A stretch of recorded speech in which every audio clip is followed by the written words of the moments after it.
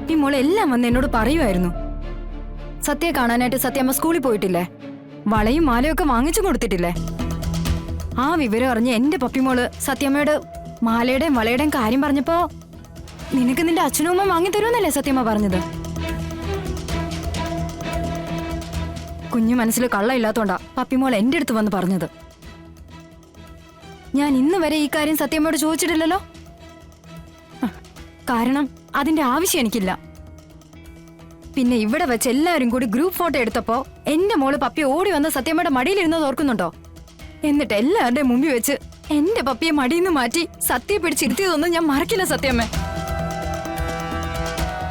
എന്റെ ഈ ശരീരത്തിൽ നിന്ന് ജീവൻ പോയാലും ഞാൻ മറക്കില്ല. കാരണം എന്നെങ്കിലും ഒരിക്കലും ഇതിനൊക്കെ മറുപടി പറയാൻ എനിക്കൊരു അവസരം ഉണ്ടാവും. അത് ഉറപ്പാ. ആ ഒരു വിശ്വാസത്തിലാണ് ഞാനിപ്പോ നടക്കുന്നത്.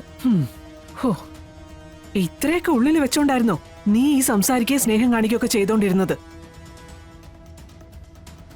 ഇങ്ങനെ പോയാൽ എന്തുറപ്പില്ല നീ വെച്ച് വിളമ്പി തരുന്ന ആഹാരമൊക്കെ ഞങ്ങൾ കഴിക്കുന്നത്.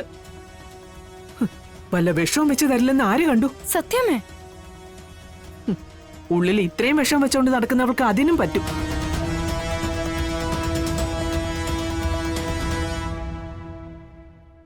എടാ രോഹിത്തെ, ഇവളെ ഈ കാണുന്ന പോലെയൊന്നും അല്ല. ഇവളെ വെച്ച് നോക്കുമ്പോ ആ ശാലിനി എത്ര പാവാ.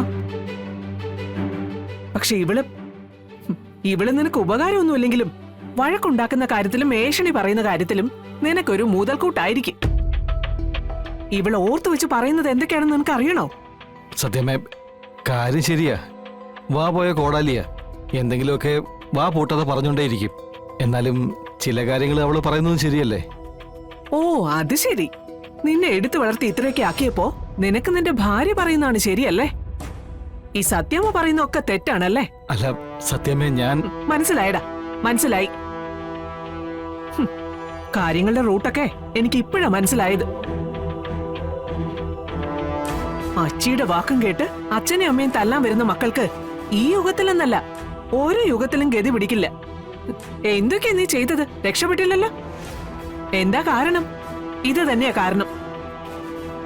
രോഹിത്തെ, ഇപ്പൊ എങ്ങനെ ഇരിക്കുന്നു? ഒട്ടകത്തിന് ഇടം കൊടുത്ത പോലെ ആയില്ലേ? എല്ലാം എഴുതി കൊടുത്തപ്പോ ഓർക്കണമായിരുന്നു. ആരുടെ ഒട്ടകം? ഞങ്ങളാണോ ഒട്ടകം? ഞങ്ങളുടെ സ്ഥലം ഞങ്ങൾക്കല്ലാതെ ആർക്കാണ് എഴുതി തരേണ്ടത്? ഇപ്പൊ ഇവിടെ ഒട്ടകം നിങ്ങളാ. ഇറങ്ങിക്കോണം രണ്ടു ഇവിടുന്ന്.